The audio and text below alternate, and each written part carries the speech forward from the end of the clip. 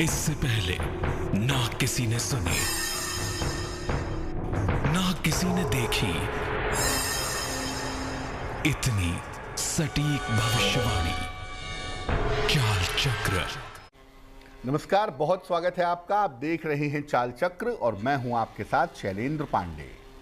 आज हम बात करेंगे शनि के विष योग के बारे में। इसे विष योग क्यों कहते हैं और अगर कुंडली में शनि का विष योग है आपके तो उसका प्रभाव आपकी जिंदगी पर, आपके रोजगार पर, आपके व्यक्तित्व पर कैसा पड़ने वाला है और उस प्रभाव को समाप्त करने के लिए क्या करें, इन विषयों पर विस्तार से बात करेंगे।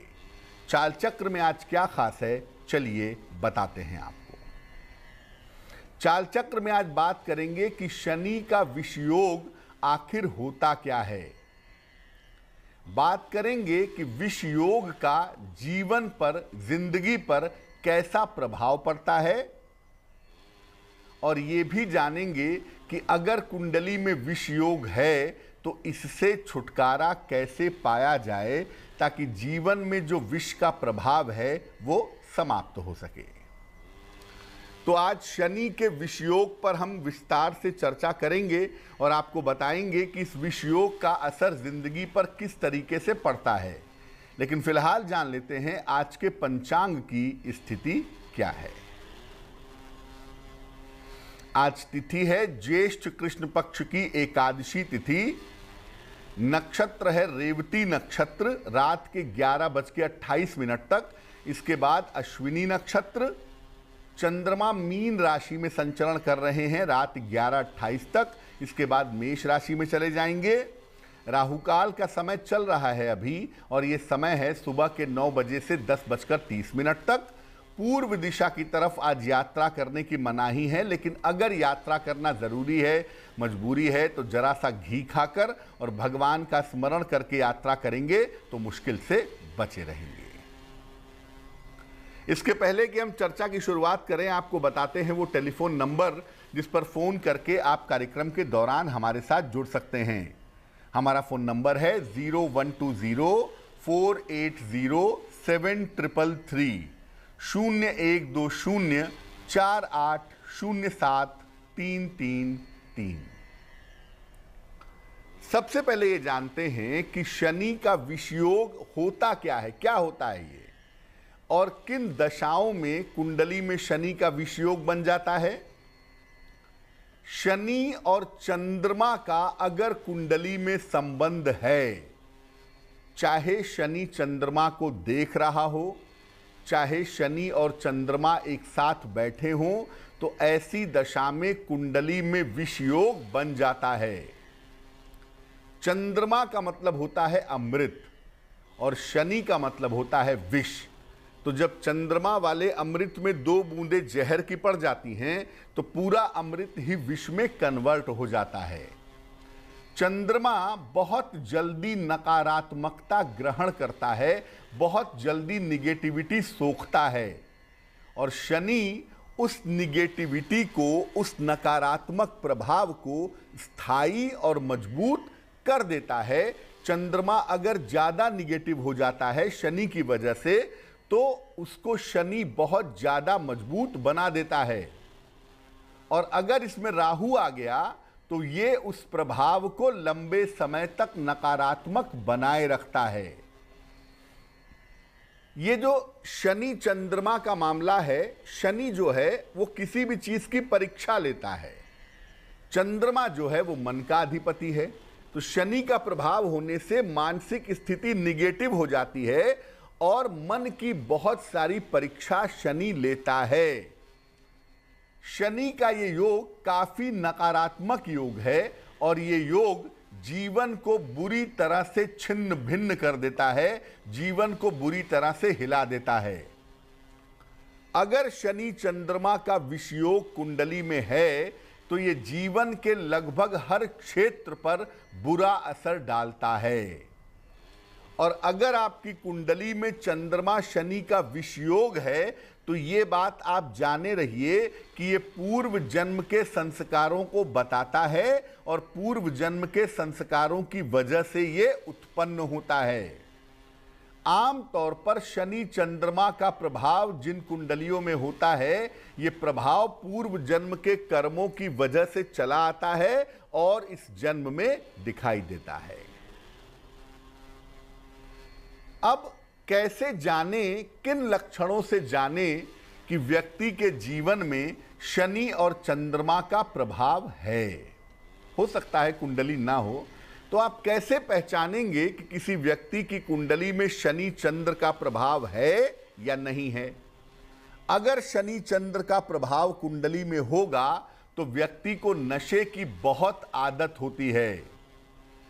व्यक्ति की वाणी कर्कश और स्वभाव रूखा होता है, जबान बड़ी तीखी होती है, बड़ी बुरी होती है और स्वभाव रूखा रहता है।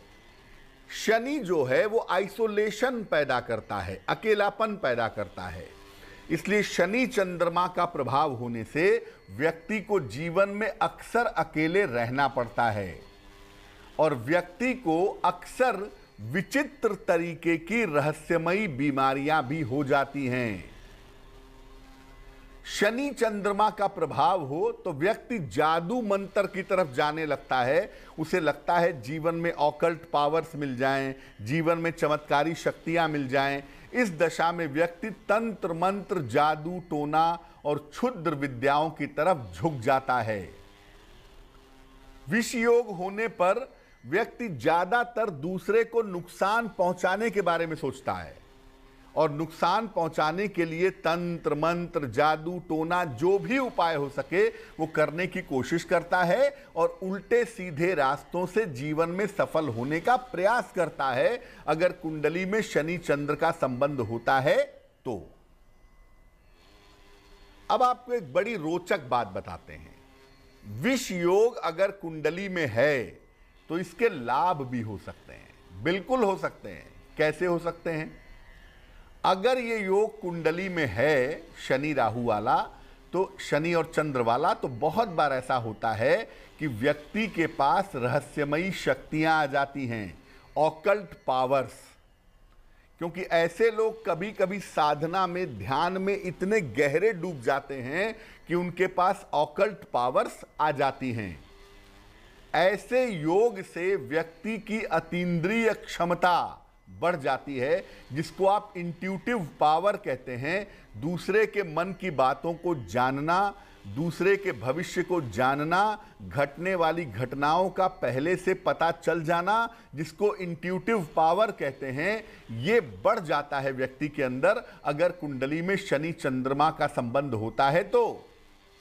शनि चंद्रमा का संबंध हो और व्यक्ति को सही गुरु मिल जाए, व्यक्ति को सही सद्गुरु मिल जाए और उसे सही रास्ते पे ले जाए, तो ऐसे लोग महान योगी और महान आध्यात्मिक भी बन जाते हैं। अमूमन संन्यास का योग, धर्म का योग, साधना का प्रबल योग भी शनि और चंद्रमा की वजह से बनता है।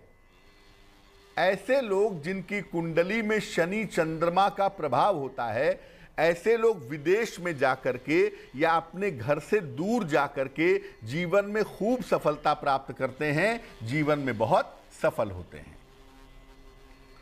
अब आप ये सोच रहे होंगे कि भाई शनि चंद्रमा के योग से कोई सन्यासी क्यों बन जाता है, आध्यात्मिक क्यों बन जाता है? उसका कारण ये है कि जो शनि है वो मन की परीक्षा लेता है, मन को परेशान करता है और कभी कभी व्यक्ति इतना ज़्यादा परेशान होता है कि उसे लगता है कि पहले हम यही जान लें कि जीवन का सत्य क्या है, पहले हम जान लें कि इतनी दुख क्यों है जीवन में, इतनी तकलीफ क्यों है, जीवन का सत्य क्या है, और इसीलिए व्यक्ति फिर अध्यात्म के मार्ग पर चलने लगता है। अगर आपने गौतम बुद्ध भगवान की कहानी सुनी हो तो आपको याद होगा कि उन्होंने जब यात्रा कर रहे थे तो उन्होंने एक मरे हुए आदमी को, एक वृद्ध आदमी को देखा, 4 आर्य सत्य देखे और उसके बाद उनका मन परिवर्तित हो गया। तो शनि चंद्रमा के योग में कभी कभी मन इतना पीड़ित होता है कि व्यक्ति को ईश्वर के अलावा, अध्यात्म के अलावा और कोई रास्ता दिखाई नहीं देता है। ये तो विषयोग का अच्छा प्रभाव है। अध्यात्म में चले गए, संन्यास ले लिया, साधना कर रहे हैं, तो विषयोग का शुभ प्रभाव है।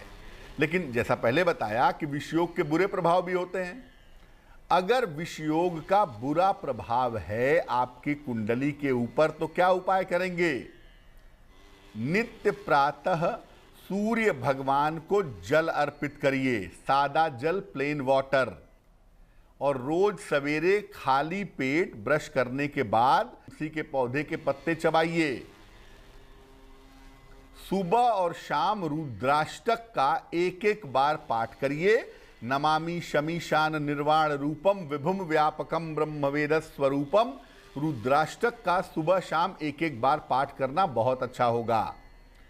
एकादशी का उपवास जरूर रखें, क्योंकि एकादशी का उपवास एकमात्र ऐसा उपवास है जो आपके मन को बहुत गहराई से अच्छे तरीके से प्रभावित करता है। तो अगर आप महीने में एक बार, 2 बार पड़ती है एकादशी, शुक्ल पक्ष में और कृष्ण पक्ष में, अगर आप एकादशी का उपवास रखें तो मन वाला जो पार्ट है वो बेहतर होगा, और मन वाला हिस्सा जब बेहतर होगा तो आपको लाभ जरूर होगा। और रुद्राक्ष की माला खरीद लें, इसे भगवान शिव को समर्पित करके अपने गले में धारण करें। कितने भी मुखी रुद्राक्ष की माला हो, लेकिन गले में रुद्राक्ष की माला धारण करने से विष योग का जो नकारात्मक प्रभाव है वो काफी हद तक भंग हो जाता है। तो देखिए, जैसा कि विषयोग कहता है, जैसा कि विषयोग बताता है, अगर कुंडली में होता है तो खाने पीने की आदतें गलत होती हैं, आदमी के जीवन में पॉइजनस मामला हो जाता है, जहर घुलने का मामला हो जाता है। और विष योग के होने से निश्चित रूप से व्यक्ति के जीवन में मानसिक प्रॉब्लम होने की, या गंभीर डिप्रेशन होने की, या गंभीर सुसाइडल टेंडेंसी होने की संभावना भी बनती है। इसलिए अगर कुंडली में विष योग है और वो निगेटिवली काम कर रहा है, नकारात्मक प्रभाव दे रहा है, तो समय रहते उसका उपाय जरूर कर लेना चाहिए। शनि और चंद्रमा का जो विषयोग होता है, उसमें शनि जब चंद्रमा को देखता है तो स्थितियां ज्यादा निगेटिव होती हैं। शनि की दृष्टि अगर चंद्रमा पर पड़ रही है तो ऐसी स्थिति में मानसिक बीमारी होने की या विषयोग के नकारात्मक प्रभाव होने की संभावना ज्यादा होती है। अगर शनि चंद्रमा के साथ बैठा हुआ है तो विषयोग आम तौर पर बेहतर परिणाम देता है, और शनि चंद्रमा का साथ में संबंध बनने से व्यक्ति के आध्यात्मिक होने की संभावना ज्यादा रहती है। हालांकि शनि चंद्रमा का संबंध अगर पॉजिटिव नहीं हुआ तो ये बुरी आदतें तो देता ही है, साथ ही साथ व्यक्ति को क्रॉनिक सीवियर डिप्रेशन की तरफ भी ले जाता है और व्यक्ति गहरे अवसाद में डूब जाता है। इसलिए अगर कुंडली में शनि चंद्रमा का संबंध है तो नियमित रूप से भगवान शिव की पूजा करनी चाहिए, और शनि चंद्रमा वालों को हमेशा सात्विक भोजन ग्रहण करना चाहिए, और साथ ही साथ गहरा ध्यान करने का प्रयास करना चाहिए। मैं बता दूं कि नॉर्मल लोगों को अगर ध्यान लगाने में 5 मिनट लगते हैं, 10 मिनट लगते हैं, और आपकी कुंडली में शनि चंद्रमा का संबंध है तो आपको ध्यान लगाने में सिर्फ 1 मिनट लगेगा, क्योंकि शनि चंद्रमा का संबंध होने से आदमी बहुत जल्दी और बहुत गहराई तक ध्यान में डूब सकता है या डूब जाता है, और ध्यान में अद्भुत अनुभव प्राप्त कर लेता है। इसलिए शनि चंद्रमा वाले अपने आप को सात्विक रखें, गहरा ध्यान करें, और जितना संभव हो भगवान शिव की पूजा करें तो उनके लिए अच्छा रहता है। वक्त एक छोटे से ब्रेक का है, लेकिन ब्रेक पर जाने के पहले जान लेते हैं कि आज की जिज्ञासा क्या है। आज की जिज्ञासा है कि ये छाया दान क्या होता है। कोई व्यक्ति अपनी छाया का दान कर सकता है क्या? और अगर अपनी छाया का दान कर सकता है तो क्यों करेगा? कैसे करना चाहिए? छाया दान करने के फायदे क्या हैं? ये महत्वपूर्ण दान है, और छाया दान को बड़ा चमत्कारी और बड़ा शक्तिशाली माना जाता है। क्या है इसका पूरा साइंस, क्या है इसका पूरा विज्ञान, ये बताएंगे एक छोटे से ब्रेक के बाद।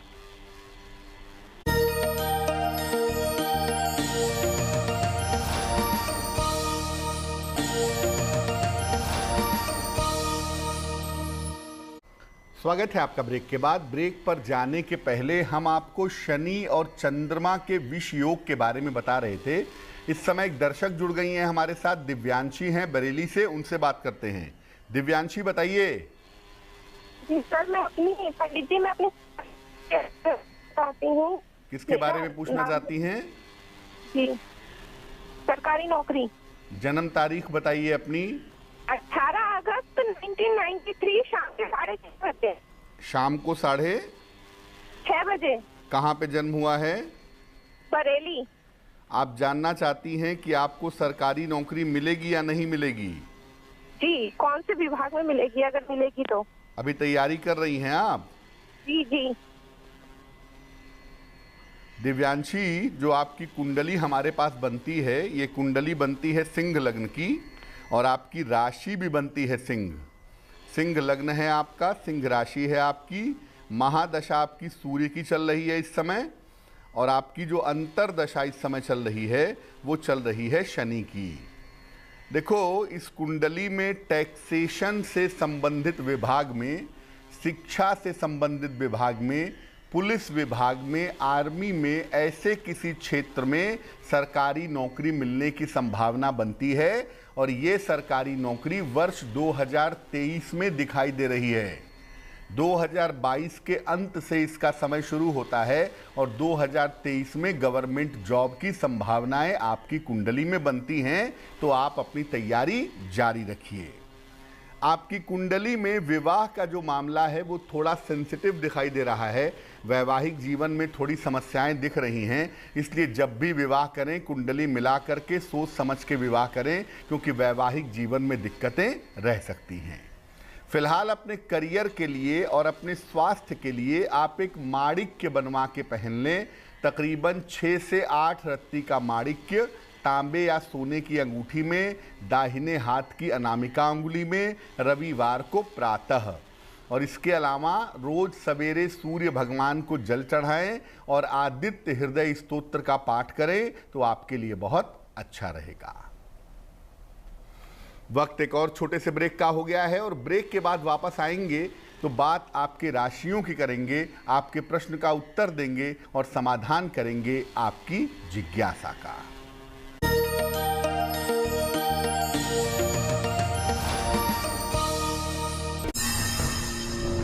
इससे पहले ना किसी ने सुनी,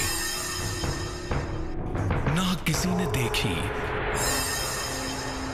इतनी सटीक भविष्यवाणी। चाल चक्र। स्वागत है आपका ब्रेक के बाद। ब्रेक पर जाने के पहले हम आपके प्रश्न के उत्तर भी दे रहे थे और शनि के विष योग के बारे में आपको बता भी रहे थे। अब हम बात करेंगे आपके राशियों की, आपके प्रश्न का उत्तर भी देंगे, लेकिन उसके पहले स्वस्थ रहने के सरल उपाय निरोगी भव। रात में 1 गिलास में थोड़ी सी सौंफ भिगा लीजिए और सुबह उठ करके ब्रश करने के बाद इस सौंफ का पानी पीजिए। इससे आपकी आंखों की रोशनी में निश्चित रूप से सुधार होगा। चलिए राशियों पर एक नजर डालते हैं। सबसे पहले मेष राशि। मेष राशि, दौड़ भाग आपकी बढ़ी हुई है, लेकिन इस समय करियर में किसी तरह की लापरवाही मत करिएगा। जिम्मेदारियां बढ़ेंगी, इन जिम्मेदारियों को ठीक तरीके से आपको निभाना चाहिए। शुभ रंग होगा आसमानी और भाग्य आपका साथ निभाएगा 60%। वृषभ राशि, आपके मन की तमाम चिंताएं इस समय दूर हो रही हैं और आपको आपका रुका हुआ धन भी मिलने का योग दिखाई दे रहा है। अगर शिक्षार्थी विद्यार्थी हैं तो इस समय करियर में सफलता की स्थितियां बनी हुई हैं आपके लिए। शुभ रंग है आपका लाल और भाग्य है 70%। मिथुन राशि, धन लाभ की अच्छी स्थितियां बनी हुई हैं और करियर में भी आपको सफलता इस समय प्राप्त होगी, लेकिन बहुत ज़रूरी ना हो तो कर्ज के लेन देन से आपको बचना चाहिए। शुभ रंग होगा नारंगी और भाग्य आपका साथ निभाएगा 80%। कर्क राशि, किसी प्रिय व्यक्ति से, किसी प्रियजन से आपकी भेंट होती दिख रही है और आपके पारिवारिक विवाद भी इस समय समाप्त हो रहे हैं और धन का लाभ भी आज के दिन आपको होता हुआ दिख रहा है। शुभ रंग होगा आपका सफेद और भाग्य साथ निभाएगा 75%। सिंह राशि, स्वास्थ्य का बहुत ध्यान रखिएगा इस समय और अपने करियर में आज के समय में लापरवाही मत करिएगा। बेहतर होगा कि आज के दिन पीपल के वृक्ष में आप जल अर्पित कर दें। शुभ रंग होगा धानी और भाग्य आपका साथ निभाएगा 60%।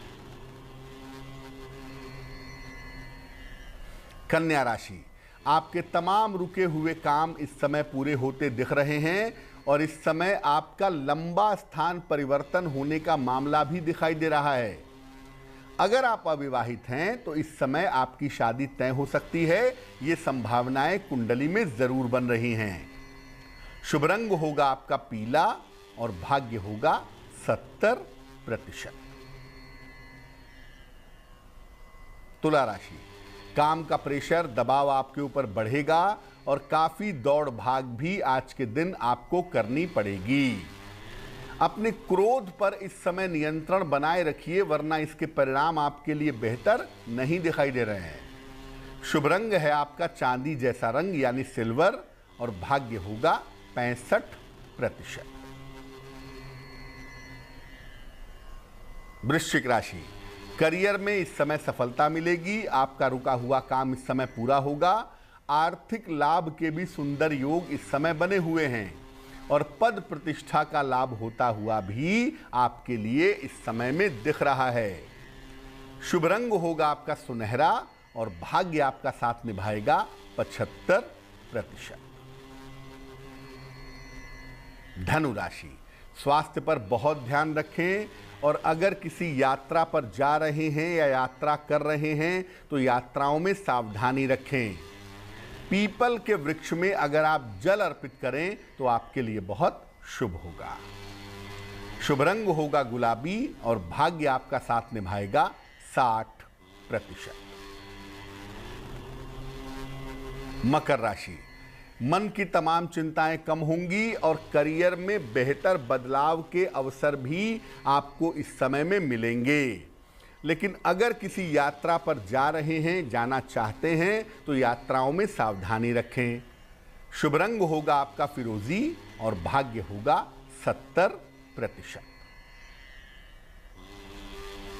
कुंभ राशि, स्वास्थ्य की स्थिति पहले की तुलना में बेहतर होगी और मन की तमाम चिंताएं भी इस समय में समाप्त होंगी। आपको आपके परिवार का सहयोग भी इस समय में मिल सकता है। शुभ रंग होगा हरा और भाग्य आपका साथ निभाएगा 80%। मीन राशि, धन की स्थिति अच्छी है, आर्थिक लाभ होगा, वाहन का सुख मिलेगा और संतान से जुड़ी हुई जो समस्याएं हैं वो दूर होंगी। संतान की उन्नति के संकेत दिख रहे हैं। शुभ रंग है आपका नीला और भाग्य है 90%।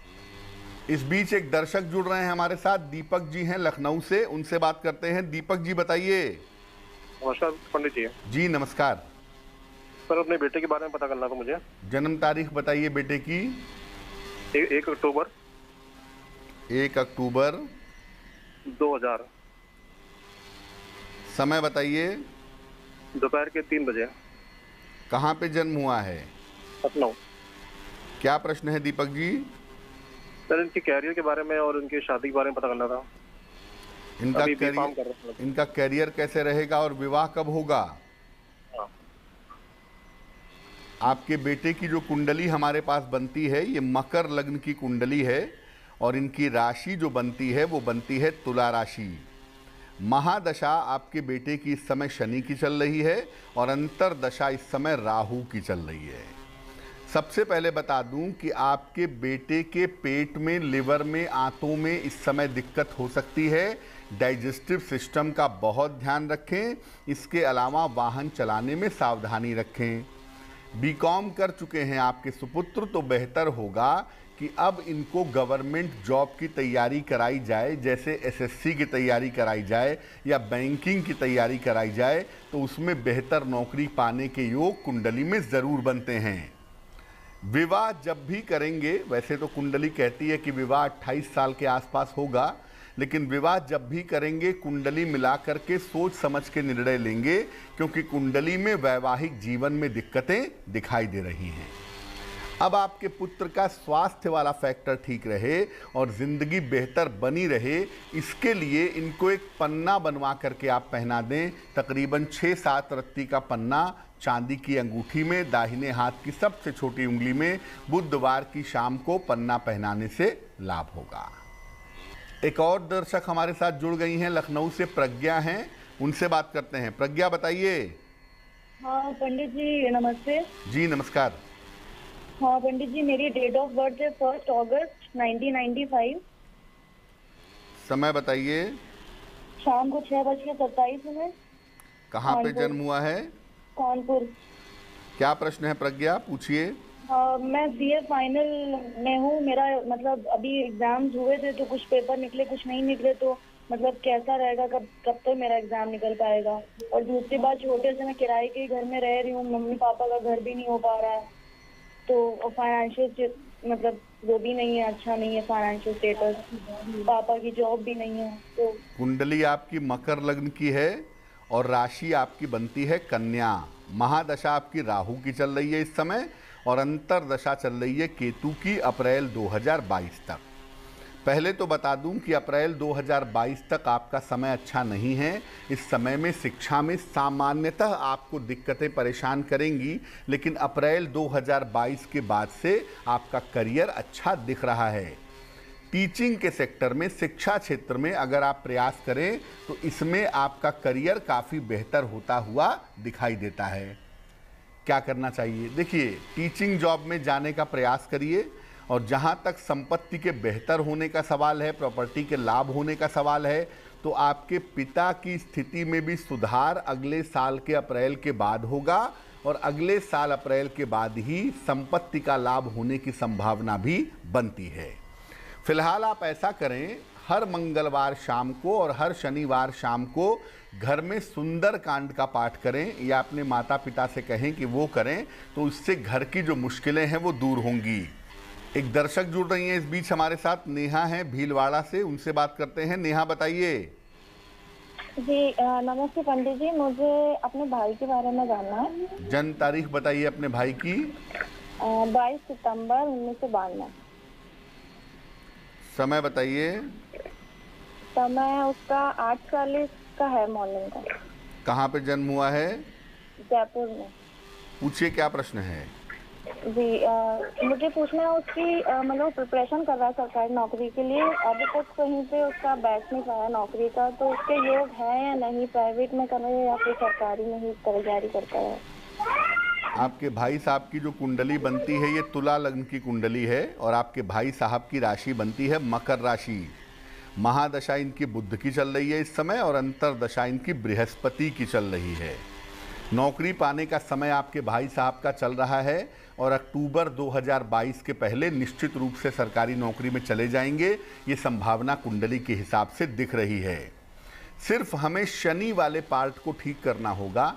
एक तो इनको ब्लू टोपाज यानी नीला टोपाज बनवा के पहना दीजिए, तकरीबन 6 से 8 रत्ती का, चांदी की अंगूठी में, दाहिने हाथ की मध्यमा उंगली में, मिडिल फिंगर में।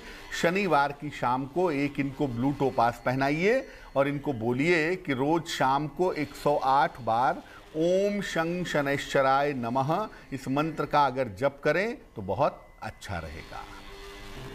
चलिए अब बात कर लेते हैं उनकी जिनका है आज जन्मदिन। जिन लोगों का जन्मदिन है उन्हें हम सबकी तरफ से जन्मदिन की हार्दिक शुभकामनाएं। आने वाले वर्ष में आपकी आर्थिक स्थिति काफ़ी अच्छी रहेगी, और जीवन की तमाम समस्याओं से आपको छुटकारा भी मिलेगा। स्वास्थ्य में जो दिक्कतें पिछले साल थीं उनमें भी धीरे धीरे सुधार होता जाएगा, और इस साल आपको नए वाहन का और नई संपत्ति का फायदा भी हो सकता है। क्या करेंगे? पूरे साल भर गणपति अथर्वशीर्ष का पाठ करें, और अगर ये नहीं कर पाते, कठिन लगता है, तो कम से कम पूरे साल भर श्री गणेश चालीसा का पाठ करें, तो वो भी आपके लिए बेहतर होगा। चलिए अब जान लेते हैं आज की जिज्ञासा और इसका समाधान। आज की जिज्ञासा है कि छायादान क्या होता है और इसे कब करना चाहिए। देखिए, शनि से संबंधित पीड़ा ज्यादा हो जाती है, जब शनि की वजह से ज्यादा दिक्कतें होती हैं तो छायादान किया जाता है।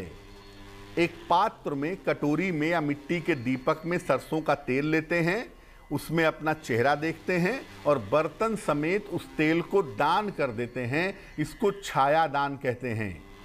ये दान शनिवार को किसी निर्धन व्यक्ति को करना चाहिए। अगर शनि की वजह से सेहत में बड़ी दिक्कतें हैं तो ये छायादान करने से वो दिक्कतें समाप्त हो जाएंगी। तो चलिए अब बात कर लेते हैं आज की महत्वपूर्ण बात क्या है। देखिए, वैसे सारे देवी देवताओं की जो मूर्तियां होती हैं वो पूरब मुखी या पश्चिम मुखी स्थापित की जाती हैं और ऐसे ही घरों में उनकी पूजा भी होती है। लेकिन दो देवता या देवी ऐसे हैं जिनकी मूर्तियां दक्षिण मुखी भी होती हैं।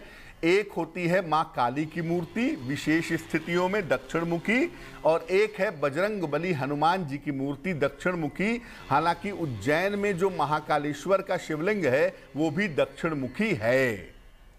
हनुमान जी की जो दक्षिण मुखी मूर्ति है, ऐसा माना जाता है कि हनुमान जी ने दक्षिण की तरफ चेहरा करके लंका का दहन किया था, पापों का, संकटों का नाश किया था। इसलिए जब आप शनिवार के दिन हनुमान जी की दक्षिण मुखी मूर्ति के दर्शन करते हैं, हनुमान चालीसा पढ़ते हैं उनके सामने और प्रार्थना करते हैं तो हनुमान जी की कृपा मिलती है और शनि की बाधाएं दूर हो जाती हैं। शनि की वजह से कष्ट कितना भी ज्यादा क्यों ना हो, अगर दक्षिण मुखी हनुमान जी की पूजा हर शनिवार को की जाए तो शनि संबंधी कष्ट बहुत आसानी से दूर हो जाते हैं। चलिए अब जान लेते हैं आज का शुभ पहर क्या है। आज का शुभ पहर है शाम को 7 बजे से रात के 8:30 तक। इस समय में कम से कम एक बार हनुमान चालीसा जरूर पढ़िएगा। शनि संबंधी तमाम बाधाएं आपकी दूर होंगी, लेकिन करेंगे शुभ पहर में ही, और वो समय होगा शाम को 7 बजे से रात के 8:30 के बीच में। तो आज के लिए चाल चक्र में बस इतना ही। स्वस्थ रहिए, प्रसन्न रहिए, अपना बहुत ध्यान रखिए। मुझे दीजिए इजाजत, लेकिन देश और दुनिया की तमाम खबरों के लिए देखते रहिए तेज। नमस्कार।